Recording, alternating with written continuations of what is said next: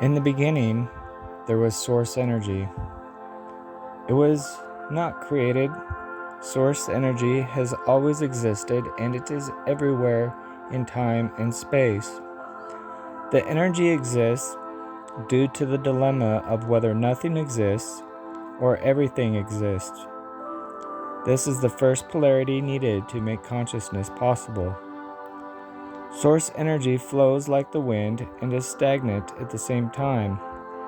To flow, source energy must have imagination.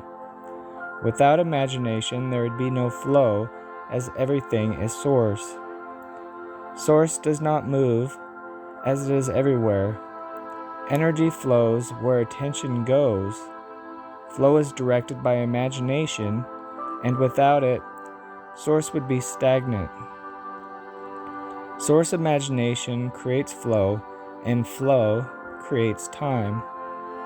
Without flow, there would be no time, as stagnation alone has no time. So time is the product of imagination. Now we have established source as having a mind. Source has imagination and therefore has an energetic working mind.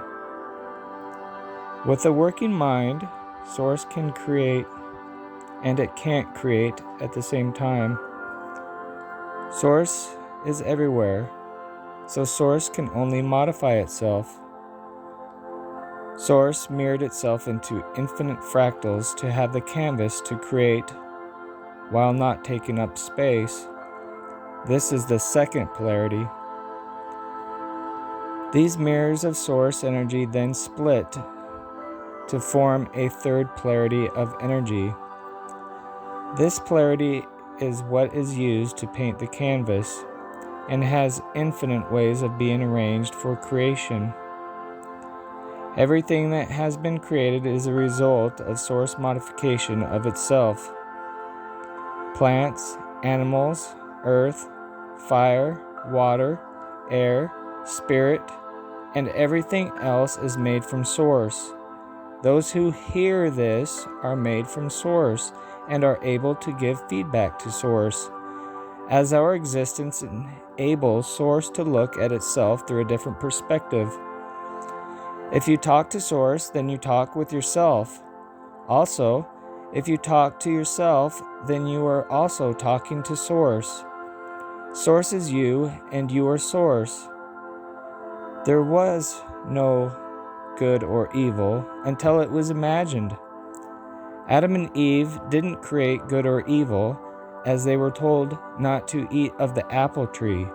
So the knowledge of good and evil existed within source. Therefore, the knowledge of good and evil existed in Adam and Eve prior to eating the apple. Every sinful behavior has been imagined by source energy before the sinful behavior occurs. Does this mean source will be punished for eternity for not following a righteous path and have an evil within? No, there is no good or evil, but merely the perception of good and evil. Good and evil is not a polarity as once perceived. Therefore, we are now free of any judgment when entering the kingdom of heaven.